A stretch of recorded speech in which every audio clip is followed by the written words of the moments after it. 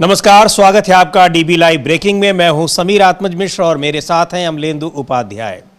चुनाव आयोग और चुनावी प्रक्रिया को लेकर एक बार फिर बहस तेज हो गई है और बहस शुरू हुई है। राहुल गांधी ने एक आर्टिकल लिखा है, तमाम अंग्रेजी और हिंदी के दूसरी भाषाओं के अखबारों में यह आर्टिकल छपा हुआ है, जिसमें क्रमबद्ध तरीके से कैसे भारतीय जनता पार्टी यानी सरकार और चुनाव आयोग इन दोनों के बीच सांठगांठ को लेकर उन्होंने क्रमवार सारे सबूत दिए हैं कि कैसे ये दोनों मिलकर पूरी चुनाव की प्रक्रिया को फिक्स कर रहे हैं और चुनाव की प्रक्रिया कैसे प्रभावित हो रही है, यानी सरकार पूरे चुनाव को कैसे प्रभावित कर रही है।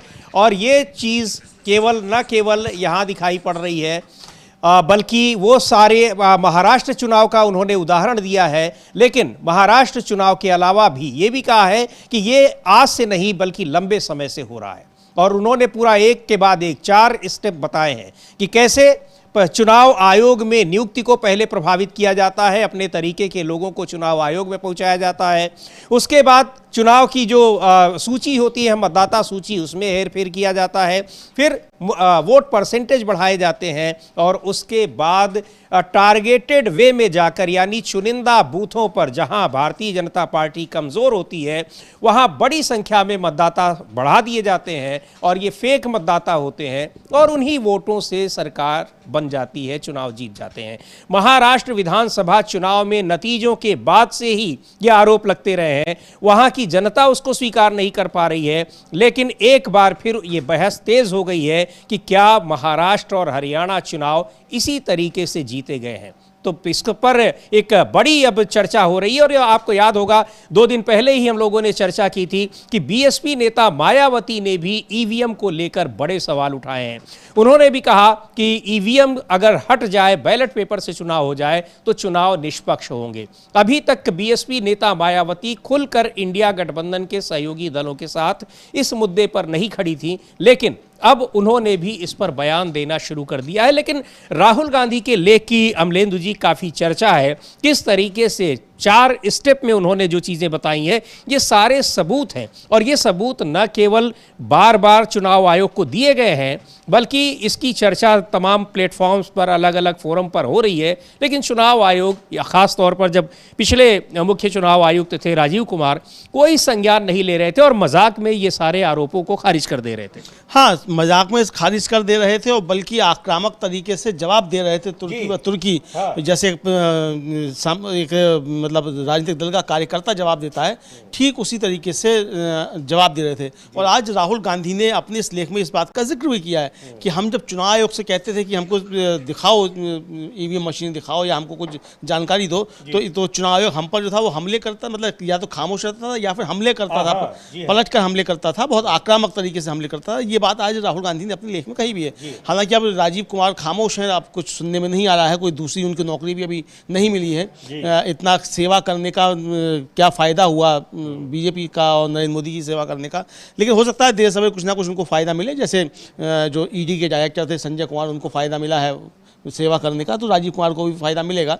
लेकिन वो जब मिलेगा वो अलग मसला है। लेकिन जो दुरभी संधि एक बीजेपी और चुनाव आयोग की है, उसको राहुल गांधी ने सिलसिलेवार क्या मॉडस ऑपरेंडी थी और क्या तकनीक जो थी वो अपनाई थी दोनों ने मिलकर, चुनाव आयोग बीजेपी ने, इसको राहुल गांधी ने सिलसिलेवार खोला है, बताया, चरणबद्ध बताया है कि किस किस तरीके से ये सारी व्यू रचना रची गई। और इतना ज़्यादा खतरनाक था ये कि सारी चीज़ें छिपाने के बावजूद चीज़ें छुप नहीं पा रही हैं। मतलब लोकसभा चुनाव में चीज़ें छुपा ली गई, छुप गई, हरियाणा चुनाव में भी बहुत सी चीज़ें छुप गई, लेकिन महाराष्ट्र चुनाव में इतने बड़े पैमाने पर यह हुआ कि वो छुपाने के बावजूद नहीं छुप पा रही हैं। ये राहुल गांधी का कहना है। बिल्कुल, एक राहुल गांधी ने इस बारे में ट्वीट भी किया है और उस आर्टिकल में एक एक उदाहरण देकर उन्होंने बताया है कि कैसे उन जगहों पर भारतीय जनता पार्टी के वोट परसेंटेज अचानक बढ़ गए जहां पर उसको कुछ महीने पहले हुए लोकसभा चुनाव में बहुत कम वोट मिले थे। तो इन सारे उदाहरणों से ये स्पष्ट किया है कि कैसे महाराष्ट्र में विधानसभा चुनाव जो हुए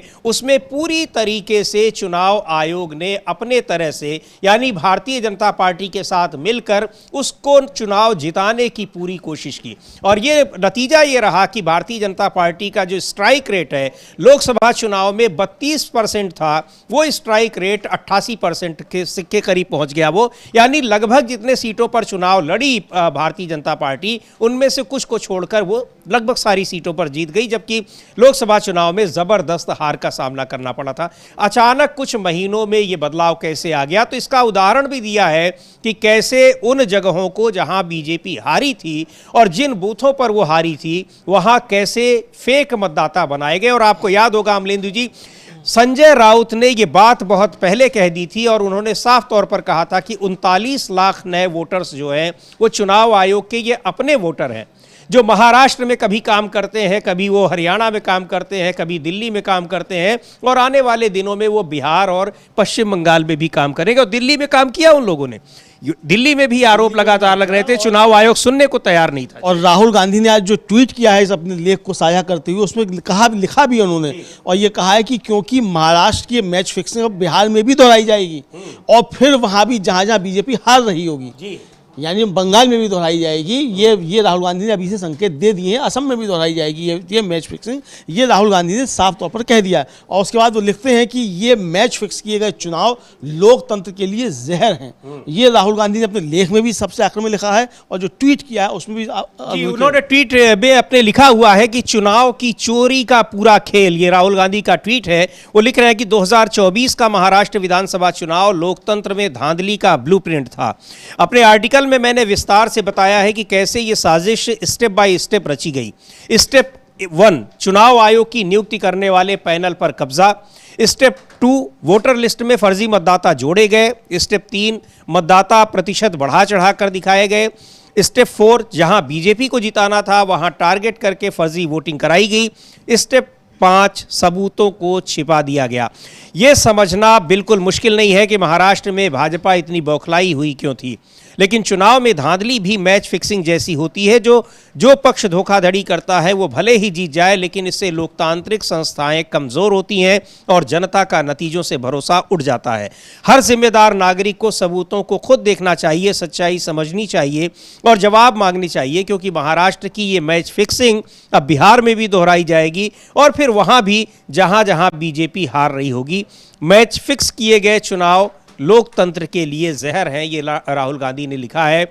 और अपने आर्टिकल में उन्होंने बहुत विस्तार से समझाया है, बताया है, उदाहरण दिए हैं कि कैसे महाराष्ट्र में भारतीय जनता पार्टी और चुनाव आयोग इन दोनों ने मिलकर पूरी लोकतांत्रिक व्यवस्था का, चुनावी प्रक्रिया का कैसे उन्होंने एक उसको तार तार कर दिया। हाँ बिल्कुल, राहुल गांधी ने बताया है। और जो पहला चरण था वो था कि जैसे कि कोई खेल होता है समीर जी, तो उसमें पहले अंपायर की नियुक्ति होती है, उसके बाद टीमें उतरती हैं। तो टीमों के उतरने से पहले जो अंपायर चुने गया वो अंपायर चुनने में बेईमानी की गई, ये राहुल गांधी ने लिखा है। और उन्होंने सवाल किया कि भाई ये जो चुनायुक्त अधिनियम है, नियुक्ति अधिनियम 2023, उसने सुनिश्चित किया कि चुनाव आयुक्तों को प्रभावी रूप से प्रधानमंत्री गृहमंत्री द्वारा 2:1 के बहुमत से चुना जाएगा, क्योंकि तीसरे सदस्य विपक्ष के नेता को हमेशा वोट से हराया जा सकता है। ये सज्जन उस प्रतियोगिता में शीर्ष प्रतियोगी भी हैं जिनके अंपायर चुने जा रहे हैं, यानी जिनके अंपायर चुने जा रहे हैं उसमें वो मैदान में खुद मौजूद भी हैं, उनमें से दो जो हैं। और ये सज्जन उस प्रतियोगिता में शीर्ष प्रतियोगी भी हैं जिनके अंपायर चुने जा रहे हैं।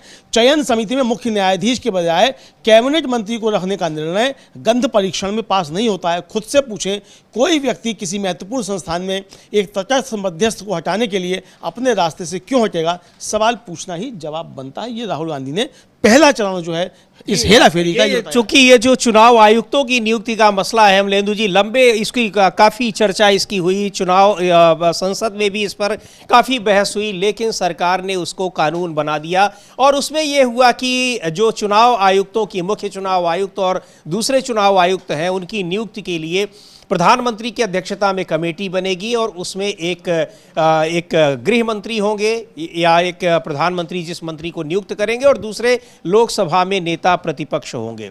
जबकि जो एक मॉडल व्यवस्था सुप्रीम कोर्ट ने दी थी कि क्या होनी चाहिए, उसमें प्रधानमंत्री और चीफ जस्टिस ऑफ इंडिया और लोकसभा में नेता प्रतिपक्ष, इसका मतलब ये था कि एक विपक्ष का नेता, एक सत्ता पक्ष का और दूसरा निष्पक्ष। चूंकि चुनाव आयुक्त, मुख्य चुनाव आयुक्त या फिर वो जिसको नियुक्त करना चाहे उसको एक तरीके से निष्पक्ष या न्यूट्रल पर्सन माना जा सकता है, लेकिन जब सरकार ने नियम बनाया तो ये किया कि उसमें प्रधानमंत्री और उन्हीं की कैबिनेट के एक मंत्री होंगे।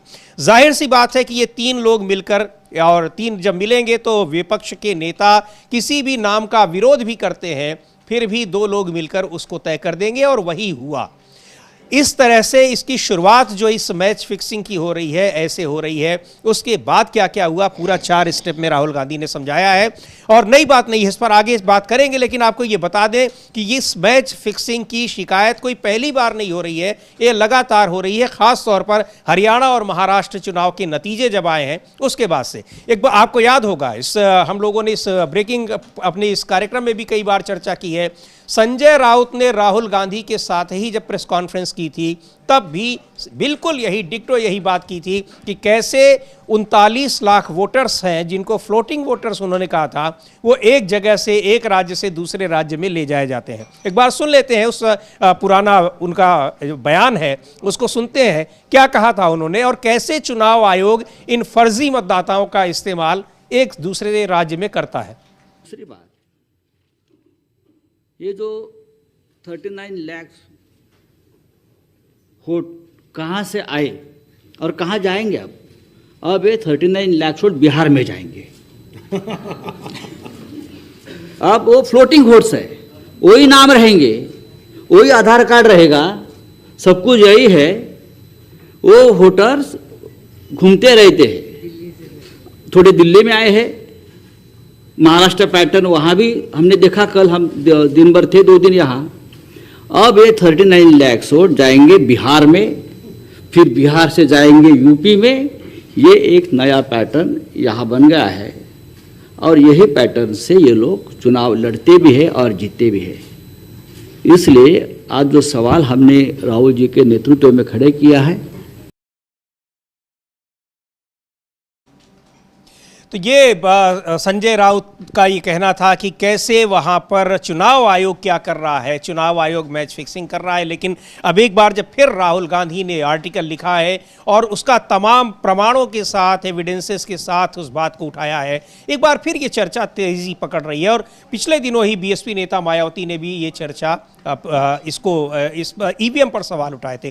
तो अब केवल ईवीएम पर ही नहीं बल्कि ईवीएम के अलावा पूरी चुनावी प्रक्रिया को कैसे हाईजैक किया गया है चुनाव आयोग के जरिए भारतीय जनता पार्टी ने, सरकार ने, उसका एक खुलासा हुआ है। ये बड़ा खुलासा है। अब इसको लेकर, और महाराष्ट्र चुनाव के बाद ही कहा गया कि इसको लेकर एक बड़ा आंदोलन चलाया जाएगा। अमलेंदु जी, अभी बहुत सारे मुद्दे मुझे लग रहा है कि आए थे जिसकी वजह से ये मुद्दा थोड़ा दबा हुआ था, लेकिन अब ये फिर तेजी पकड़ चुका है।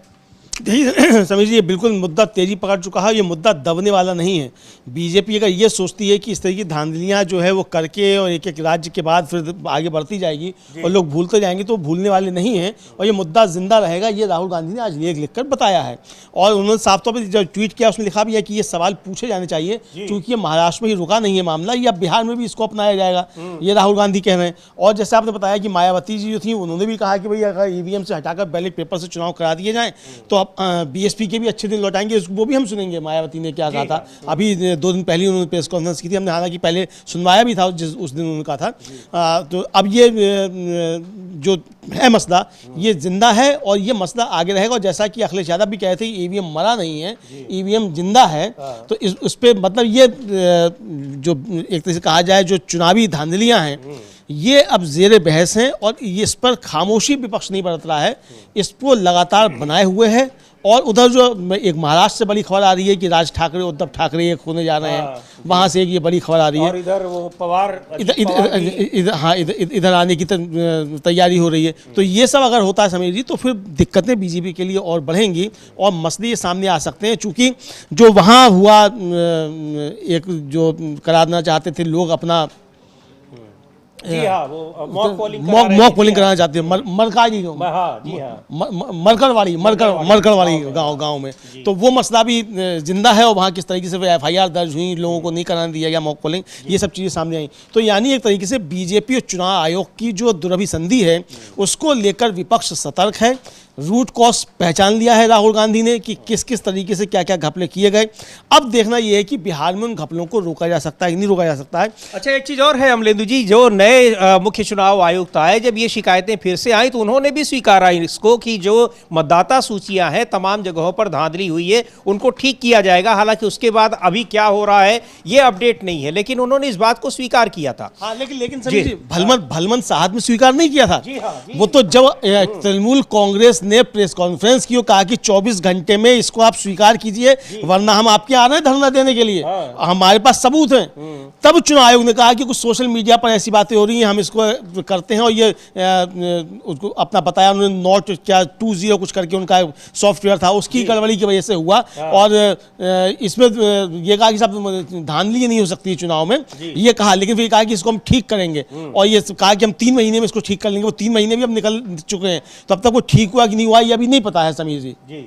तो ये इसको लेकर अब एक बड़ी बहस शुरू हुई है। सुप्रिया सुले एनसीपी की नेता हैं, उन्होंने भी इस पर प्रतिक्रिया दी है और कहा है कि उन्होंने इस मुद्दे पर एनसीपी नेता शरद पवार से बात की है। और राहुल गांधी ने जो सवाल उठाए हैं ऑलरेडी वो चुनाव आयोग के सामने पूरा विपक्ष पहले से ही उठा चुका है। लेकिन अब इस पर एक बड़ी रणनीति विपक्ष बनाने की तैयारी में है कि कैसे इस मुद्दे पर लड़ा जाए, आगे बढ़ा जाए। क्योंकि जो राहुल गांधी कह रहे हैं कि ये प्रक्रिया यहीं खत्म नहीं हो रही है, बल्कि इसका इस्तेमाल दूसरी जगहों पर भी हो रहा है। और कैसे टारगेट करके, यानी जिन जगहों पर बीजेपी कमजोर होती है, जहां उसके मतदान जहां पर वो कम वोट पड़े रहते हैं, वहीं पर ये जो बढ़े हुए मतदान है उसको लाकर वहां जोड़ दिया जाता है। और ये कैसे हो रहा है कि जब 5 बजे पोलिंग खत्म हो रही है तब 8% वोट बढ़ जा रहे हैं, जबकि पिछले 3 चुनाव से लगातार कभी आधा % बढ़ रहा है, कभी 1% बढ़ रहा है। लेकिन 2024 के लोकसभा चुनाव से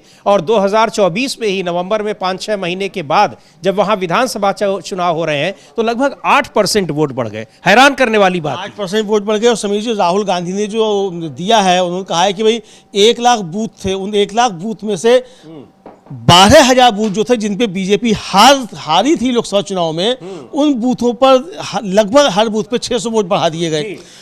और सारे जो बाकी जो 88,000 बूथ थे उन पर नहीं किया गया। जो 12,000 बूथ बीजेपी हारी थी उन पे ये किया गया और इसके जरिए ही चुनाव जीत लिया गया। अच्छा, तो यानी लक्षित करके ये करके कि हम कहाँ हार रहे हैं किन बूथ पे, उन बूथ पे जाके बढ़ा दो। तो 40 लाख मतदाता समझ लीजिए, 12,000 बूथ पे पड़े जाएंगे तो आप समझिए किस तरीके से चुनाव को प्रभावित किया। ये राहुल गांधी ने उसका दिया है, बाकायदा अपना डाटा दिया है पूरा। और कह रहे हैं कि जो ये 12,000 बूथ जहां पर ये बढ़ाए गए, नए वोटर्स जोड़े गए, और ऐसा क्या था कि ये जो सारे नए वोटर्स थे उन लोगों ने कमल के फूल पर ही वोट डाला। यानी कह रहे हैं कि उस कमल के फूल में ऐसा कौन सा चुंबक मैग्नेट लगा हुआ था कि वो सारे जो नए वोटर्स थे उनके वोट को खींच ले गया। हाँ, उनको ही वोट डाला। दूसरा, राहुल गांधी कह रहे हैं कि भाई शाम को 5:58 तक लगभग 58% थी वोटिंग। सुबह मालूम पड़ा कि वो 66% हो गई, और उसके बाद मालूम पड़ा वो और ज्यादा बढ़ गई। तो ये जो डिफरेंस है, तो ये आखिर ये कैसे हुआ? और इसकी आपने हमको रिकॉर्डिंग क्यों नहीं दी? जब हमने मांगा तो चुनाव आयोग ने रिकॉर्डिंग नहीं दी और सरकार के पास चली गई। सरकार ने चुनाव आयोग से मिलकर जो था वो ये जो था वो उन्होंने उस पर देने से रोक लगा दिया, कानून बना दिया कि अब आपको नहीं दिया जाएगा। तो ये राहुल गांधी सिलसिलेवार बता रहे हैं कि क्या क्या किस तरीके से हुआ। जी बिल्कुल। तो इसको लेकर अब एक नई बहस शुरू हो गई है। बहस पहले से ही शुरू है, लेकिन अब वो और तेजी से आगे बढ़ रही है। आपको याद होगा कि राहुल गांधी ने एक सम्मेलन में साफ तौर पर कहा था कि अगर ईवीएम हटा दिया जाए, चुनाव आयोग उसका साथ न दे, तो नरेंद्र मोदी कभी चुनाव नहीं जीत सकते। एक बार सुनते हैं राहुल गांधी का वो बयान, वो भी बड़ा चर्चा में रहा। और अब वो सारे बयान इन नेताओं के, विपक्षी नेताओं के याद आ रहे हैं कि कैसे महाराष्ट्र में किस तरीके से चुनाव जीता गया। क्योंकि वहां जो प्री पोल सर्वे थे, यानी चुनाव से पहले के सर्वेक्षण थे, बहुत सारी रिपोर्ट्स थी, वो ये बता रही थी कि यहां पर बीजेपी चुनाव नहीं जीतेगी। और कुछ ही महीने पहले लोकसभा चुनाव में जबरदस्त झटका भी लगा था भारतीय जनता पार्टी को और वहां पर जो गठबंधन है, एनडीए गठबंधन। लेकिन विधानसभा चुनाव में नतीजे बिल्कुल उल्टे आए और इसमें हैरानी की बात भी यही थी कि सबसे ज्यादा strike rate Bharatiya Janata party का ही था और इस तरीके से था कि वो लगभग सारी सीट जीत गई, यानी सहयोगी 90% स्ट्राइक रेट, 90% के करीब स्ट्राइक रेट रहा। यानी वो इस तैयारी में थी कि अपने घटक दलों, जो उसके मुख्य दो घटक दल थे यानी एकनाथ शिंदे और अजीत पवार की एनसीपी, इन दोनों के बिना भी वो सरकार वहां पर बना ले, इस स्थिति में वहां पर वो पहुंच गई। खैर, सुनते हैं पहले राहुल गांधी का वो बयान जिसमें उन्होंने कहा था कि ईवीएम और चुनाव आयोग के बिना नरेंद्र मोदी चुनाव नहीं जीत सकते हैं। बता रहा हूं, ईवीएम के बिना नरेंद्र मोदी चुनाव नहीं जीत सकता है। इलेक्शन कमीशन से हमने कहा कि एक काम कीजिए, विपक्ष की पार्टी को ये मशीनें दिखा दीजिए, खोल के हमें दिखा दीजिए ये कैसे चलती हैं, हमारे एक्सपर्ट्स को दिखा दीजिए। इलेक्शन कमीशन नहीं दिखाता। फिर हमने कहा देखिए, इसमें से कागज निकलता है, वोट मशीन में नहीं है, वोट कागज में है। ठीक है, आप मशीन चलाइए मगर कागज की भी गिनती कर दीजिए। इलेक्शन कमीशन कहता है नहीं, कागज की गिनती नहीं होगी। क्यों नहीं होगी? कैसे नहीं होगी? सिस्टम नहीं चाहता कि ईवीएम की गिनती हो जाए। क्यों? क्योंकि यह सिस्टम आपके धन को चोरी करने का सिस्टम है। तो ये सीधे तौर पर ये लगातार ईवीएम को लेकर सवाल उठ रहे थे और ईवीएम ही नहीं बल्कि पूरी की पूरी चुनावी मशीनरी, पूरा चुनाव आयोग कैसे इस समय भारतीय जनता पार्टी ने, सरकार ने हाईजैक कर रखा है। वो आर्टिकल जो लिखा है राहुल गांधी ने, अब उससे में निश्चित तौर पर सरकार की बेचैनी को बढ़ाने वाला है और इसको लेकर अब पूरा का पूरा विपक्ष एक बार फिर इस मुद्दे को बहुत ही आक्रामक तरीके से उठाने की तैयारी में है। एक बार सुनते हैं सुप्रिया सुले, एनसीपी की सांसद हैं, क्या कह रही हैं। और उन्होंने साफ तौर पर कहा है कि ये सारी बातें चुनाव आयोग के सामने कांग्रेस पार्टी ने भी और गठबंधन ने भी लगातार उठाया है, लेकिन चुनाव आयोग ने इसका कोई संज्ञान नहीं लिया।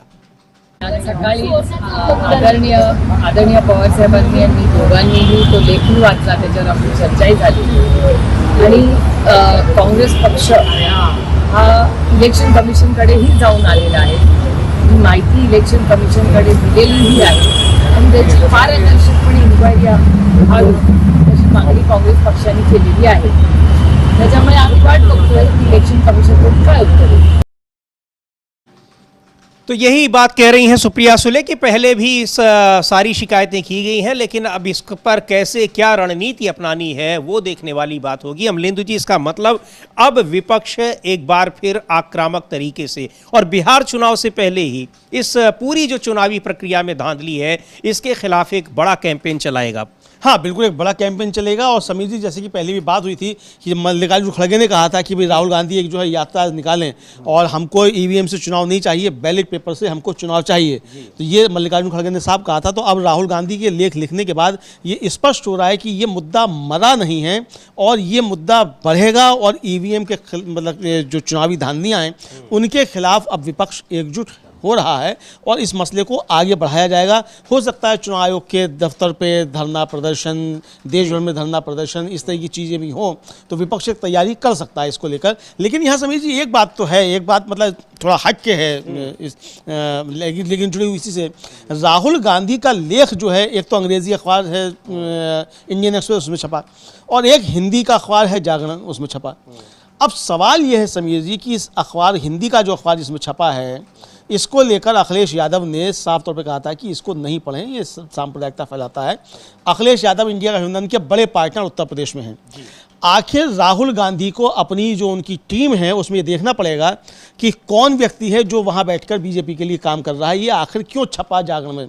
और भी अखबार थे जिनमें छप सकता था, लेकिन जागरण में लेख क्यों छपा ये देखना पड़ेगा। तो इस तरह की चीज़ें अच्छी नहीं समझी जा सकती हैं कि एक तरफ आपका एक सहयोगी जो है वो उस अखबार का बाइकाट करे और आप उसमें लगातार लिखें, दूसरी बार राहुल गांधी का लेख उसमें छपा है। तो ये देखना पड़ेगा कि इस तरह की चीज़ें अच्छी नहीं होती। तो आपकी जो एक तरह से कहा जाए कि जो जो आपका अभियान होता है उस अभियान को चोट लगती है। भाई जागरण आपका सपोर्ट नहीं करता है, रोज़ उसमें जो खबरें छपती हैं उन खबरों का आप रुख देखा कीजिए, उनकी हेडिंग देखा कीजिए, जो आर्टिकल्स उसमें छपते हैं वो आप देखिए, वो हर तरीके से आपके खिलाफ ही होते हैं। ये ठीक उसी तरीके से है कि उन गोदी मीडिया जो कहा जाता है, हालांकि हम उसे गोदी मीडिया नहीं कहते हैं, वहाँ जाकर जिस तरीके से तमाम कांग्रेस के प्रवक्तागण जो है जाकर के रोज़ गालियाँ खाते हैं, रोज़ जाकर बैठते हैं, भाई वहाँ जाके क्या करने के लिए आप जाते हैं। तो ये सारी चीज़ें कांग्रेस को अपने अंदर भी ठीक करनी पड़ेंगी, ये एक बड़ा मसला है समीर जी। जी बिल्कुल, ये मसला तो खैर है, लेकिन जिस तरीके से चुनाव आयोग को लेकर चुनाव आयोग को घेरा है और एक बार फिर महाराष्ट्र के चुनाव का उदाहरण देते हुए और वहां जिस तरीके से स्टेप बाय स्टेप कैसे ये धांधली की गई है और बहुत ही व्यवस्थित तरीके से कह लीजिए कि मैनेज किया गया है पूरी चुनावी प्रक्रिया को, उसका खुलासा ये कर रहा है राहुल गांधी का लेख। और इसको लेकर अब पूरा का पूरा विपक्ष एक बार फिर एक चुनाव आयोग के खिलाफ एक बड़े अभियान की तैयारी में है। सुनते हैं क्या कह रहे हैं कांग्रेस के नेता प्रमोद तिवारी। और अब इस लेख के बाद अभी और नेताओं की भी प्रतिक्रिया निश्चित तौर पर आएगी। जो प्रतिक्रियाएं आ रही हैं वो हमने दिखाया। सुप्रिया सुले कह रही है कि ये सारे आरोप हम लोगों ने चुनाव आयोग के सामने रखे हैं, एविडेंस भी रखे हैं, लेकिन चुनाव आयोग संज्ञान नहीं ले रहा है। लेकिन अब लेना पड़ेगा, क्योंकि अब जब उसके खिलाफ पूरा का पूरा एक विपक्ष एकजुट होकर कैंपेन चलाएगा। और दूसरी बात यह है कि न केवल ईवीएम बल्कि पूरी चुनावी प्रक्रिया में कैसे धांधली की जा रही है, यह बहुत महत्वपूर्ण है। सुनते हैं प्रमोद तिवारी क्या कह रहे हैं। देखिए, कोई नई चीज तो नहीं लिखी। उन्हीं के नेतृत्व में कांग्रेस पार्टी ने खरगे साहब के नेतृत्व में एक प्रतिनिधिमंडल भेजा गया था और ब्यौरेवार सिलसिलेवार कि पार्लियामेंट और असेंबली के वोट में इतना बड़ा मतों का प्रतिशत बढ़ा था और लगभग वो सारे वोट भारतीय जनता पार्टी को गए। यही नहीं, उसमें शाम के वक्त जब चुनाव खत्म हो रहा था तो क्या परसेंटेज ऑफ वोटिंग थी फील्ड पर, और दूसरे दिन सुबह कितनी मिली। कुछ सेलेक्टेड पोलिंग बूथ्स पे जम के रिगिंग हुई, जम के फर्जी वोट डाले गए, और जिस तरीके से जो मतदान में जुड़े हुए लोग थे उनको लगाया गया, ये लोकतंत्र की हत्या थी। वही बात राहुल जी ने कही है। मुझे पूरा भरोसा है कि इलेक्शन कमीशन आज तक उसका संतोषजनक जवाब नहीं दे पाया, पर देश की जनता इसका सही जवाब, इस बेईमानी का, इस भ्रष्टाचार का, इस लोकतंत्र की हत्या का भाजपा को देगी। तो ये वही बात कह रहे हैं कि कोई पहली बार नहीं है, ये बातें लगातार कही जा रही हैं, लेकिन इसका जवाब चुनाव आयोग नहीं दे रहा। और अमलेदु जी, चुनाव आयोग पर ये जो धांधली है, चुनावी प्रक्रिया पर किस तरीके से उसको मैनिपुलेट किया गया है, संसद में भी कितनी बार चर्चा की मांग की गई। और जब ये बजट सेशन था, राहुल गांधी ने खास तौर पर इसको लेकर चर्चा की मांग की, लेकिन उस पर कोई सुनवाई नहीं हुई, खारिज कर दिया गया। चुनाव आयोग पर जो भी आरोप लग रहे हैं, ना तो चुनाव आयोग सुन रहा है और ना ही सरकार सुन रही है। तमाम जरूरी मुद्दों को संसद के भीतर नहीं सुना जाता है। जैसे सीज फायर को लेकर लगातार अमेरिका के राष्ट्रपति डोनाल्ड ट्रंप सरकार पर ये कह रहे हैं कि हमने मध्यस्थता की, दबाव डाला और मजबूर कर दिया कि आप सीज फायर करिए, जब ऑपरेशन सिंदूर चल रहा था, और भारत सरकार को मजबूर होना पड़ा। ये दावा वो बार बार कर रहे हैं। इस पर स्पष्टीकरण की मांग कर रहा है विपक्ष, लेकिन स्पष्टीकरण कोई नहीं आ रहा है सरकार की तरफ से, और ना ही संसद का विशेष सत्र बुलाने की मांग कोई स्वीकार की गई। उसी तरीके से बार बार ये चुनाव आयोग की धांधली की खबरें आ रही हैं, लेकिन उनको भी चुनाव आयोग के साथ साथ सरकार भी खारिज करती जा रही है। यानी विपक्ष की आवाज़ को कतई वहाँ पर जो सबसे बड़ा फोरम है पार्लियामेंट, वहाँ पर भी नहीं रखने दिया जा रहा है। ये बड़ी हैरानी की बात। हाँ बिल्कुल, वहाँ भी आवाज़ दबाई जा रही है और इस पर चर्चा ही नहीं होने दी जा रही है, ना लोकसभा में और ना राज्यसभा में। और इसको लेकर प्रमोद तिवारी कह रहे हैं, तो ये तो हम लोगों ने देखा समीर जी कि पूरा समय जो था वो महाराष्ट्र के मसले को लेकर राज्यसभा और लोकसभा में खूब हंगामा हुआ। सत्ता पक्ष ने खूब हंगामा किया और विपक्ष को आवाज़ नहीं उठाने दी। और ये 70 सालों में पहली बार है कि सत्ता पक्ष जो है वो हंगामा करके संसद नहीं चलने देता है, क्योंकि उसकी बेईमानियाँ जो है, जिनको विपक्ष कह रहा है कि बेईमानियाँ हैं, उन पर चर्चा ना होने पाए, तो इसके लिए इंतजाम किए जाते हैं कि सत्ता पक्ष वहाँ उधम मचाने लगता है। जी बिल्कुल, वहाँ पर कोशिश ये की जाती है कि किसी भी तरीके से ज़रूरी मुद्दों पर चर्चा न कराई जाए, न करानी पड़े। और जब चर्चा की अनुमति मिलती भी है तो चर्चा होने नहीं पाती है, वहां सत्ता पक्ष की ओर से ही व्यवधान डाल दिया जाता है। ये तो लगातार ये प्रक्रिया चल रही है, लेकिन अब जिस तरीके से महाराष्ट्र चुनाव का मुद्दा एक बार फिर सतह पर आया है तो ये साफ तौर पर दिख रहा है कि ये बिहार चुनाव से पहले एक बड़ा मुद्दा बन गया है और अब इसमें किसी तरह की धांधली बहुत मुश्किल हो जाएगी, सरकार के लिए भी और चुनाव आयोग के लिए भी। बीएसपी की नेता मायावती ने भी अभी 2 दिन पहले ही इस मुद्दे पर अचानक उन्होंने बैलेट पेपर से चुनाव कराने की मांग की और साफ तौर पर कहा कि अगर ईवीएम से चुनाव हो तो नतीजे जो आ रहे हैं उससे बिल्कुल उलट नतीजे आएंगे। सुन लेते हैं क्या कहा था मायावती ने। अभी 2 दिन पहले ही उन्होंने एक प्रेस कॉन्फ्रेंस की थी, उसी में ये बात कही थी।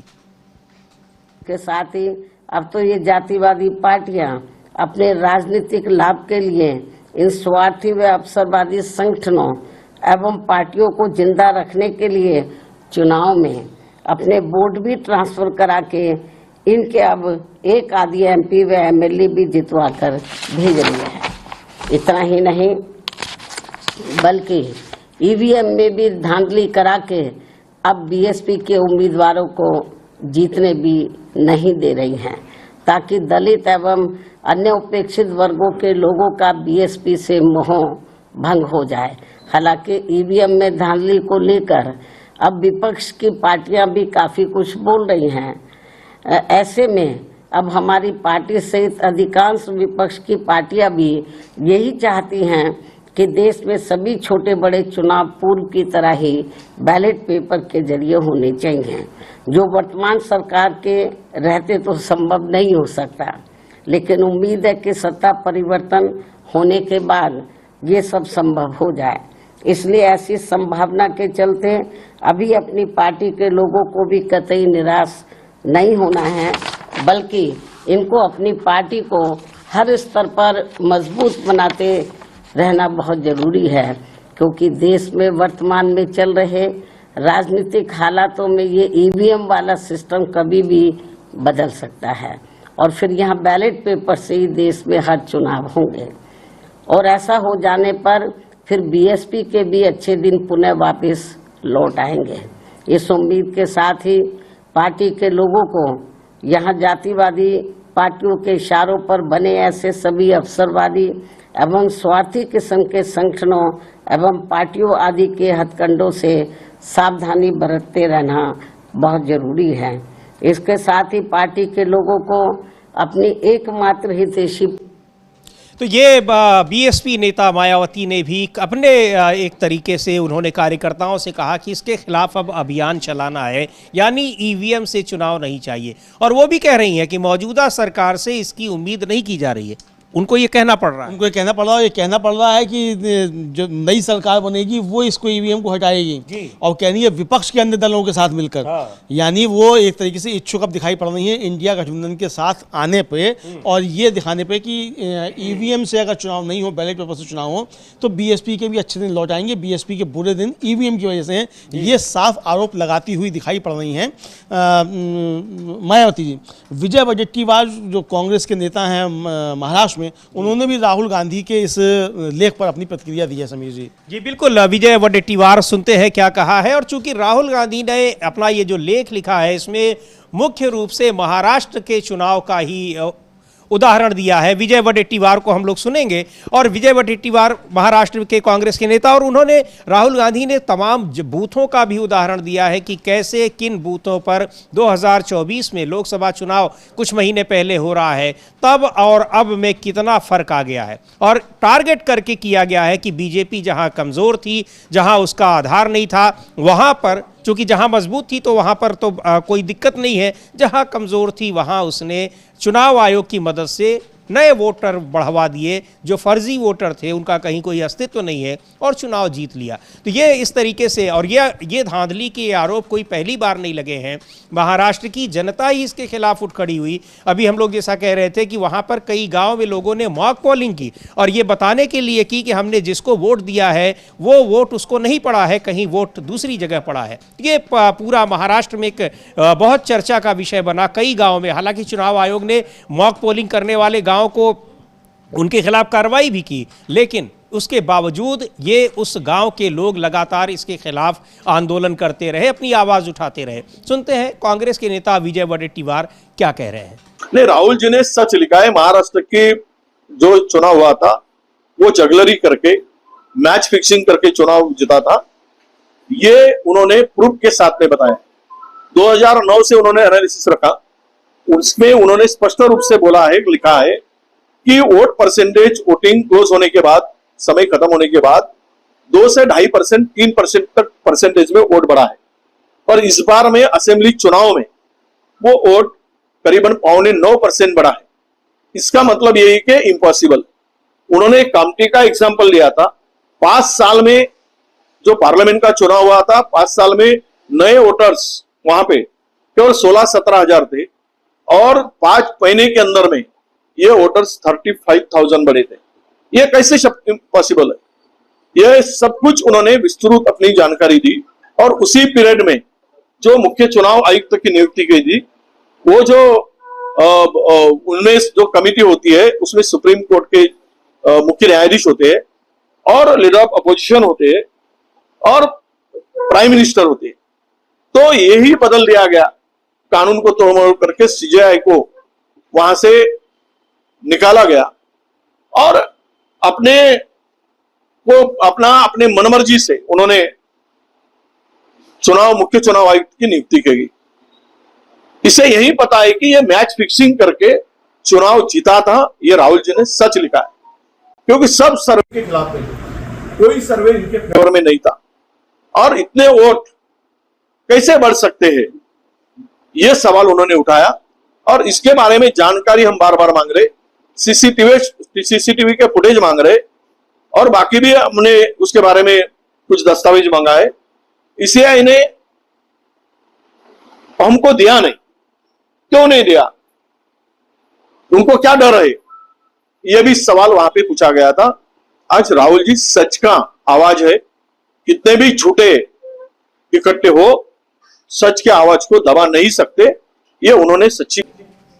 तो ये बात एक बड़ा तमाम सबूतों के आधार पर, एविडेंस के आधार पर महाराष्ट्र की पूरी चुनावी प्रक्रिया पर सवाल उठाया है और कहा है कि ये बिल्कुल मैच फिक्सिंग थी। मैच फिक्सिंग का मतलब ये कि पहले से ही पता है कि कौन जीतेगा, कौन हारेगा, किसको कितनी सीट मिलेगी, किसको कितनी सीट नहीं मिलेगी। और साथ ही इस मैच फिक्सिंग में सबसे महत्वपूर्ण जो भूमिका निभाने वाले व्यक्ति हैं, यानी अंपायर की भूमिका में चुनाव आयोग है। उस चुनाव आयोग को ही पहले सरकार ने सेट कर लिया। तो ये पहला स्टेप है इस मैच फिक्सिंग में। उसके बाद तो फिर जो काम करना है वो चुनाव आयोग को करना है। जी बिल्कुल, और चुनाव आयोग को जो काम करना है वो चुनाव आयोग अपना काम करता है और पूरी ईमानदारी के साथ बीजेपी का साथ निभाता है चुनाव आयोग। और आप देखिए कि चुनाव आयोग ने मतलब इंडिया गठबंधन समय मांगता रहा मिलने के लिए, 9 महीने तक समय मिलने का दिया ही नहीं और 9 महीने बाद एक चिट्ठी लिखकर भेज दी कि आपके आरोप गलत हैं और बहुत अभद्र भाषा में एक तरीके का जाए वो चुनाव आयोग की तरफ से टिप्पणी आई। एक संवैधानिक संस्था समिति किस तरीके से विपक्ष के नेताओं को, विपक्षी पार्टियों को इतनी अभद्र भाषा में लिख सकती है, ये उदाहरण जो था वो राजीव कुमार ने पेश किया। इतनी गंदी गंदी शायरियाँ सुनाते थे। तो चलिए, एक तो ये अच्छा हुआ कि अब भद्दी शायरियाँ उनकी सुनने को नहीं मिलती हैं, वरना राष्ट्रीय टेलीविजन मतलब आकर राष्ट्र का समय खराब करते थे भद्दी शायरियाँ सुनाकर। पता नहीं कहाँ पढ़े लिखे थे जो ऐसी शायरी लिख कर ले आते थे। तो किसी कायदे के गुरु के पास बैठते तो लिखते रहे होंगे, खुद नहीं लिखते थे। खुद लिखे तो तमाम लोग खुद लिखते हैं, लेकिन कायदे के गुरु के पास तो बैठते जो शायरी लिखना सिखा देता। इतनी खराब शायरी लिखते थे, ना मीटर ना बहर ना कुछ उसमें। तो तुकबंदी एक तरीके से। शमशेर का आ गया कि गीत गज़ल है फिल्मी लय में शुद्ध गलेबाजी शमशेर। तो वो शमशेर ने लिखा था गीत गज़ल है फिल्मी लय में, तो यार फिल्मी लय भी नहीं थी, वो तुकबंदी भी उल्टी सीधी करते थे। बहर वो अलग मसला है। लेकिन ये जिस तरीके से वो जवाब दिए जाते थे चुनाव आयोग की तरफ से, वो बहुत ख़राब भाषा में होते थे। अब राहुल गांधी ने सिलसिलेवार ये बताया है कि किस तरीके से चुनाव आयोग की क्या क्या भूमिका है और चुनाव आयोग किस तरीके से भारतीय जनता पार्टी के साथ, लोकतंत्र के साथ जो डकैती हो रही है उसमें भागीदार है भारतीय जनता पार्टी के साथ, राहुल गांधी ने अपने लेख में ये बताया है। जी बिल्कुल, ये इस लेख में बताया है कि कैसे उसमें चुनाव आयोग के साथ मिलकर सरकार ने मैच फिक्सिंग की, यानी पहले से ही तय हो गया कि नतीजा किसके पक्ष में आएगा। अमलेंदु जी, इसी में और भी एक उदाहरण है। हरियाणा में तो जब इसको कोर्ट में चैलेंज किया गया तो कोर्ट को कह दिया गया कि ये कोई आपको एविडेंस दिखाए ही नहीं जाएंगे, और उसके लिए रातों रात नियम बदल दिया गया, यानी चुनाव आयोग को वो तमाम सबूत दस्तावेज दिखाने न पड़े, उसके लिए सरकार ने नियम बदल दिए। जो पुराना कानून था उसको बदलकर दूसरा नियम लागू कर दिया, यानी यहां पूरी तरीके से मैच फिक्सिंग दिख रही है और सरकार और चुनाव आयोग एक दूसरे का बचाव करने में लगे हुए हैं। हरियाणा में आपको ध्यान होगा कि जो नायब सिंह सैनी जो दोबारा जीतने पर चीफ मिनिस्टर बने, यही हाल हरियाणा का भी था। कोई सर्वे, कोई भी रिपोर्ट नहीं बता रही थी कि हरियाणा में भारतीय जनता पार्टी सत्ता में वापसी कर रही है, लेकिन जबरदस्त तरीके से वापसी की और नायब सिंह सैनी ने चुनाव से पहले ही, मतदान से पहले ही कह दिया था कि क्या नतीजे आ रहे हैं, इंतजाम सब हो गया है। हाँ, मतलब ये नतीजे आ रहे हैं, ये नहीं, ये कहा था सारा इंतजाम हो चुका है, ये बता दिया था। तो वो तो सारा इंतजाम हो चुका है, तो नायब सिंह सैनी बता चुके थे कि सारा इंतजाम हो चुका है, इसलिए निश्चिंत थे एकदम कि जनता कुछ भी करती रहे, वोट किसी को भी देती रहे, सरकार तो हमारी बननी है। जनता क्या होती है सरकार बनाने वाली?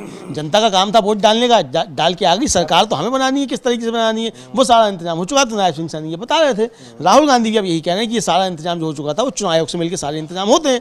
तो राहुल गांधी अपने इस लेख में इसको लेकर उठा रहे हैं समीर। बिल्कुल, और इसमें यहां तक कि जितने मतदाता वहां पर जोड़ दिए गए, बना दिए गए महाराष्ट्र में, इसका भी जिक्र राहुल गांधी ने अपने लेख में किया है। उतनी एडल्ट पॉपुलेशन वहां पर है ही नहीं, यानी जो जितने लोग हैं उससे ज़्यादा वोटर हैं वहाँ पर। तो पूरी की पूरी धांधली ये ऐसी नहीं है कि इसको समझने में कोई रॉकेट साइंस की ज़रूरत पड़ेगी, सारी चीज़ें बिल्कुल सामने हैं। लेकिन चुनाव आयोग को ये सारी बातें समझ में नहीं आई, उसको कहा गया तो किस तरीके से विपक्षी पार्टियों को जवाब दिया, ये भी लगातार हम लोगों ने देखा है। लेकिन अब ऐसा लग रहा है कि इस मामले में पूरा का पूरा विपक्ष सड़कों पर उतरने की तैयारी कर रहा है, क्योंकि जिस तरीके से लगातार बयान आ रहे हैं, पहले भी आए हैं और अब इसको एक तरीके से फिर से बूस्ट मिल गया है राहुल गांधी के इस लेख के बाद। एक बार सुनते हैं कि कांग्रेस पार्टी के राष्ट्रीय अध्यक्ष मल्लिकार्जुन खड़गे ने क्या कहा था कि बिल्कुल नहीं चाहिए ईवीएम से, हम अब कतई मतदान नहीं चाहते हैं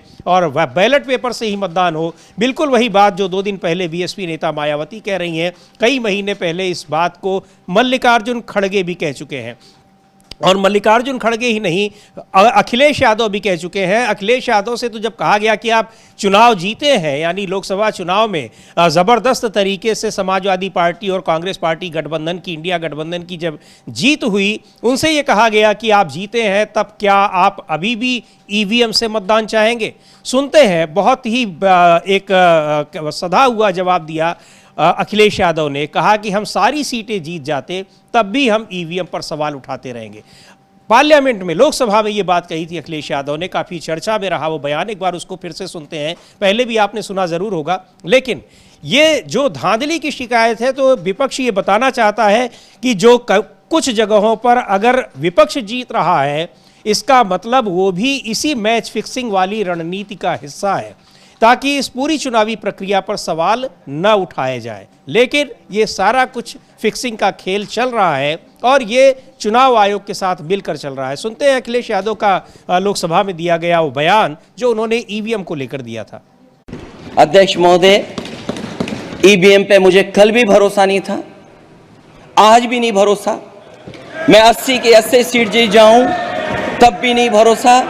और मैंने अपने चुनाव में कहा था अध्यक्ष महोदय, ईवीएम से जीत करके ईवीएम हटाने का काम करेंगे। न ईवीएम का मुद्दा मरा है, न जाएगा खत्म। जब तक ईवीएम नहीं हटेगी, हम समाजवादी लोग उस बात पर अड़ग रहेंगे। अध्यक्ष महोदय, ईवीएम पे मुझे कल भी भरोसा नहीं था, आज भी नहीं भरोसा। मैं 80 की 80 सीट जीत जाऊं तब भी नहीं भरोसा। और मैंने अपने चुनाव में कहा था अध्यक्ष महोदय। तो ये उन्होंने कहा कि ईवीएम पर बिल्कुल भरोसा नहीं है। कांग्रेस भी कह रही है, समाजवादी पार्टी भी, पूरा इंडिया गठबंधन और अब बीएसपी नेता मायावती भी। लेकिन केवल मामला ईवीएम का ही नहीं है, बल्कि ईवीएम के अलावा पूरी की पूरी चुनावी प्रक्रिया को कैसे नियंत्रित और कैसे हाईजैक करने की कोशिश की जा रही है, वो बहुत एक गंभीर मसला है जिसको आज राहुल गांधी ने एक अपने लेख में उठाया है कि कैसे चुनाव आयोग और सरकार मिलकर पूरी की पूरी चुनावी प्रक्रिया को अपने पक्ष में मोड़ रहे हैं। और ऐसा लग रहा है कि जैसे बीजेपी जीत रही है, लेकिन उन जगहों पर फर्जी वोटर्स जोड़ दिए गए हैं और ये सारी प्रक्रिया जो है वो सरकार और चुनाव आयोग की मिली भगत से पूरी की जा रही है। जब सवाल उठाया जाता है तो चुनाव आयोग खारिज कर देता है और सरकार में बैठे लोग सरकार उसमें चुनाव आयोग का साथ देती हुई दिखाई पड़ती है।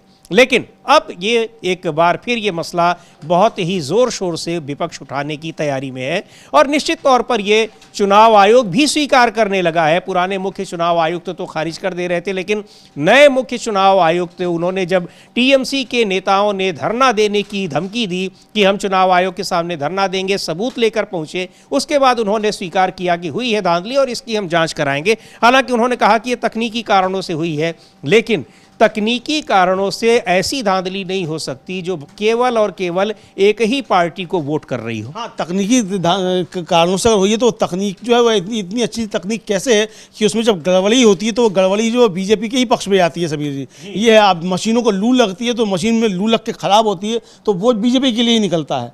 अरे ऐसा क्यों नहीं होता भाई, कभी किसी केला और किसी आम पर भी जो कोई वोट निकल आए, लेकिन केला और आम पर वोट नहीं निकलते, सब कमल के फूल पर ही वोट निकलते हैं जब मशीन में गड़बड़ी होती है। तो क्या, और आपको याद होगा समीर जी कि वो भिंड का शायद मुझे ध्यान पड़ता था, एक वो टेस्टिंग हो रही थी, मॉक पोल हो रहा था, उसमें था वो सारे बीजेपी को पढ़ने लगे तो वो जो डीएम महोदया थी वो पत्रकारों को एक तरीके से हड़काती हुई नजर आ रही थी कि आप पे मुकदमा कायम कर देंगे अगर आपने इसको चलाया, तो वो इस तरीके से सामने आया था। तो ये जहाँ जहाँ भी गड़बड़ियाँ होती हैं, ये गड़बड़ियाँ जो है मशीनें जो है वो भारतीय जनता पार्टी के पक्ष में क्यों करती हुई नजर आती हैं, ये मशीनों को लेकर समीर जी सवाल लगातार उठ रहे हैं। और यही बात कही है संजय राउत ने बहुत पहले कही थी और अब चुनाव ये राहुल गांधी ने भी अपने लेख में कही है कि ये जो 39-40 लाख वोटर्स हैं ये चुनाव आयोग के अपने रिजर्व वोटर्स हैं और ये वहीं पर टारगेटेड वे में जाकर बीजेपी को वोट डालाते हैं जहां उसको ज़रूरत होती है, जहां वो कमज़ोर रहती है। और नतीजा ये होता है कि 6 महीने पहले जहां बीजेपी का स्ट्राइक रेट 32% था वो बढ़कर 88% हो जाता है, यानी जितनी सीटों पर वो चुनाव लड़ रही होती है लगभग सभी सीटों पर उसकी जीत हो जाती है। तो ये अब एक बड़ी वजह है कि पहली बात, अब चुनाव आयोग की भूमिका पर जो सवाल उठ रहे हैं उसकी भूमिका की अब जांच भी होगी और ईवीएम से चुनाव नहीं होगा, बैलेट पेपर से होगा, इसको लेकर अब एक बड़ा अभियान चलने की तैयारी की जा रही है। सुन लेते हैं मल्लिकार्जुन खड़गे ने क्या कहा था ईवीएम को हटाने के लिए और बैलेट पेपर को हटाने के लिए, और अब उनके स्वर में स्वर मिला रही हैं बीएसपी नेता मायावती भी। अभी तक वो नहीं थी, हालांकि ये बात अलग है कि बीएसपी नेता मायावती ने 2017 के यूपी विधानसभा चुनाव में ही ईवीएम पर सवाल उठाए थे और उन्होंने कहा था कि ईवीएम के साथ ज़बरदस्त तरीके से और बहुत ही एक प्लान्ड वे में छेड़छाड़ की जा रही है बीजेपी को जिताने के लिए। खैर, सुनते हैं मल्लिकार्जुन खड़गे को ईवीएम को लेकर कुछ महीने पहले उन्होंने क्या बयान दिया था। वो ईवीएम छोड़ दो, हमको ईवीएम पीवीएम कुछ नहीं, हमको होना बैलेट पेपर पे वोट बस। वो मशीन उनके घर में तो रख लेने दो, या मोदी साहब के घर में रहने दो, या शाह के घर में रहने दो। अगर किसी गोडाउन में, अहमदाबाद में बहुत से गोडाउन बने हैं, वहां ले जाके रख लेने दो, हमको बस पेपर पे करो। राहुल गांधी जी के नेतृत्व में जैसा भारत जोड़ो यात्रा निकाले वैसा ही ये पेपर, बैलेट पेपर हमको चाहिए।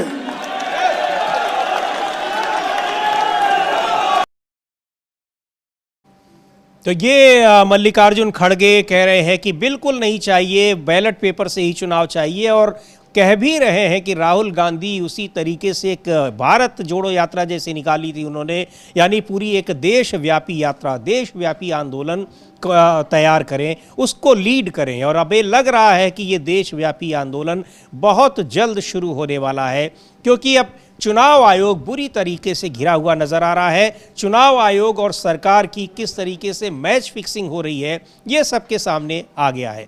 एक बार सुनते हैं शिवसेना के नेता आदित्य ठाकरे क्या कह रहे हैं इस पूरे नेक्सस पर, चुनाव आयोग और सरकार के बीच जिस तरीके से चल रहा है, और चाहे एंटी इनकम्बेंसी हो, चाहे वहाँ पर पार्टी के नेताओं के खिलाफ माहौल हो, लेकिन ये सारी चीज़ें खारिज हो जाती हैं।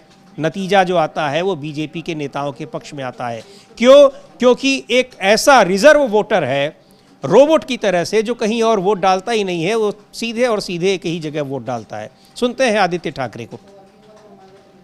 का स्टेटमेंट आ रहा है महाराष्ट्र चुनाव के लिए इंडिया के बाहर से, क्या कहना? 100% सही है, क्योंकि चुनाव आयोग भाजपा के ही कार्यालय से चलता है, उन्हीं के दफ्तर से चलता है, ये पूरी दुनिया जानती है। तो ये आदित्य ठाकरे का कहना है कि ये बिल्कुल सही, इसमें कोई दिक्कत नहीं है कि चुनाव आयोग किस तरीके से पक्षपातपूर्ण तरीके से काम कर रहा है और बीजेपी को जिताने के लिए वो लगातार काम कर रहा है। अमलेदु जी, दिल्ली विधानसभा के चुनाव में भी चाहे संजय सिंह हो, चाहे अरविंद केजरीवाल, आम आदमी पार्टी ने भी ये आरोप लगाए थे कि कैसे यहाँ पर भी मतदाता सूचियों में गड़बड़ी की जा रही है, और हूबहू वही कुछ हुआ जो जिस परिणाम की आशंका जताई जा रही। हाँ, बिल्कुल, जो परिणाम की आशंका जताई गई थी वही परिणाम आए सामने, और इसको लेकर समीर जी बहुत ज़्यादा उठापटक एक तरीके से राजनीति में देखने को मिली। और ये साफ तौर पर समझा जा सकता है कि जो विपक्ष आरोप लगा रहा था, उन विपक्ष के आरोपों के समर्थन में मामला जो है वो अब है, सबूत हैं। और राहुल गांधी ने आज जो लेख लिखा है, वो लेख साफ तौर पर यही दिखाता है कि किस तरीके से चुनाव आयोग की मिलीभगत से भारतीय जनता पार्टी ने महाराष्ट्र का चुनाव जीता। और राहुल गांधी ये भी कह रहे हैं ये मामला सिर्फ महाराष्ट्र में नहीं होगा, ये आगे बिहार में भी अपनाया जाएगा, जहां जहां बीजेपी हारेगी उन राज्यों में सब जगह अपनाया जाएगा। आपको याद होगा समीर जी कि इससे पहले महाराष्ट्र के विधानसभा चुनाव से पहले संजय राउत ने कहा था कि चुनाव आयोग तो चूना लगाता रहता है। जी हाँ, चुनाव आयोग है, चुनाव आयोग है। तो उसको भी हम लोग सुन सकते हैं कि उस समय क्या कहा था संजय राउत। बिल्कुल, और संजय राउत ने ये जो रिजर्व वोटर्स की बात है, ये महाराष्ट्र विधानसभा चुनाव से पहले ही उन्होंने कहा था कि ये एक रिजर्व वोटर्स हैं जो एक एक राज्य में अलग अलग जा रहे हैं। उनसे चुनाव के बाद उन्होंने कहा था, और हालांकि उनसे पूछा गया कि ये लोकसभा चुनाव में क्यों नहीं काम किए, तो उन्होंने कहा कि लोकसभा चुनाव चूंकि एक साथ हो रहे थे और ये वोटर्स वहां पर उतना काम नहीं कर पाए जितना विधानसभा के चुनाव में काम कर रहे हैं। खैर, बहुत सारे आरोप लगाए गए थे, लेकिन सारे आरोपों को चुनाव आयोग ने खारिज कर दिया था और अभी भी खारिज करता जा रहा है। लेकिन जो मतदाता सूचियों में गड़बड़ी की शिकायतें थी, उनको स्वीकार किया है। एक बार सुनते हैं, पुराना ही बयान है लेकिन बहुत महत्वपूर्ण बयान है संजय राउत का, चुनाव आयोग को लेकर उन्होंने क्या कहा था। राहुल गांधी जी ने जो एविडेंस दिए है उसके ऊपर अभी विचार कौन करेगा? चुनाव आयोग तो सबको चुनाव लगाते हैं, जनता ने सोचना चाहिए हरियाणा में क्या, कैसे और किसने किया, और महाराष्ट्र में ये लोग क्या करना चाहते हैं। लेकिन अब महाराष्ट्र में इस प्रकार के घोटाले नहीं होने। तो ये किस तरीके से चुनाव आयोग काम कर रहा है उसके बारे में, कि कैसे वो सबको चूना लगा रहा है और सबको बेवकूफ़ बना रहा है, मूर्ख बना रहा है। लेकिन अब एक एक उदाहरण सब दिखाई पड़ रहे हैं कि कैसे इस महाराष्ट्र के चुनाव नतीजों ने ये बता दिया है कि इसके पहले भी किस तरीके से चुनाव आयोग अपना काम करता रहा और बीजेपी के पक्ष में वो मतदाताओं से वोट डलवाता रहा। मतदाता वोट डाले या ना डाले, लेकिन उसके पास खुद ही ऐसे मतदाता हैं जो बीजेपी को वोट डाल देते हैं, और वो सारे के सारे मतदाता 5 बजे के बाद डालते हैं। और इस लेख में राहुल गांधी ने भी कहा है कि जो बढ़े हुए वोटर्स हैं 5 बजे के बाद, अगर वो सारे मतदाता वास्तव में वोट डालते हैं तो कम से कम 10-11 घंटे लगेंगे वोट डालने में, लेकिन वो सब कुछ देर में, कुछ घंटों के भीतर वो वोट डाले जा रहे हैं, चूंकि वो वोट कोई व्यक्ति नहीं डाल रहा है बल्कि वो मशीनों से केवल उनकी गिनती हो रही है। हाँ, मशीनों से केवल गिनती हो रही है। और राहुल गांधी कह रहे हैं, जो हम लोगों ने बाइट सुनवाई भी थी, कि वोट मशीन में नहीं है, वोट उसमें है, कागज वीवीपैट में, उसकी गिनती करो, उसकी गिनती नहीं कर रहे हैं। ये है। और सभी जी, और कितना बड़ा घपला हुआ, जो योगेंद्र पवार जो अजीत पवार के खिलाफ चुनाव लड़ रहे थे, उन्होंने लगभग 9 लाख रुपया जमा कर दिया ईवीएम मशीनों की जांच कराने के लिए। और जब जांच कराने का नंबर आया तो चुनाव आयोग ने कहा कि वो डाटा जो था वो तो हमने डिलीट कर दिया, अब मॉक पोल जो है उसका आप उसकी जांच करा लीजिए। जबकि सुप्रीम कोर्ट का आदेश था कि आपको 45 दिन तक वो डाटा सुरक्षित रखना है, मशीनें सुरक्षित रखनी है, लैपटॉप सुरक्षित रखना है, और जो सिंबल लोडिंग मशीन है वो सुरक्षित रखनी है, और कोई भी डाटा डिलीट नहीं करना है। लेकिन चुनाव आयोग ने वो कर दिया। चूंकि अब लगता है कि इसलिए क्या कि ये गड़बड़ी पकड़ी जाती, अजीत पवार भी चुनाव हार जाते अगर ये सही तरीके से चुनाव होता और ये डाटा डिलीट नहीं किया जाता। जी बिल्कुल। तो यहाँ आंकड़े जो उस समय थे जो ये गवाही दे रहे थे कि कैसे धांधली की गई है, उन्हीं को नष्ट कर दिया गया, डिलीट कर दिया गया। और बहुत सारे जो सीसीटीवी फुटेज थे उसको हरियाणा में कहा गया, उसके लिए नियम ही बदल दिया गया कि ये दिखाए नहीं जा सकते हैं।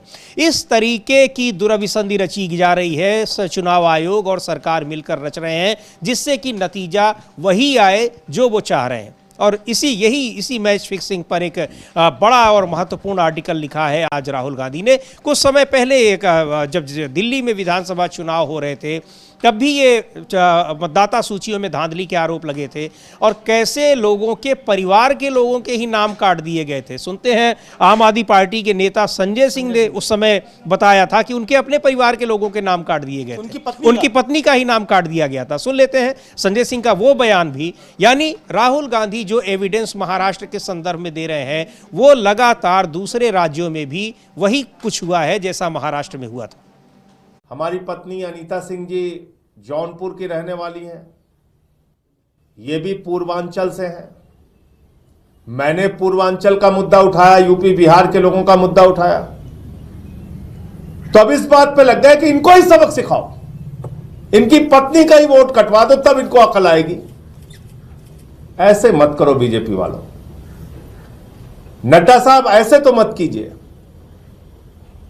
इस तरह से तो दिल्ली के अंदर चुनावी घोटाला मत करो भाजपाइयों, इस तरीके से तो चुनाव मत कराओ तुम।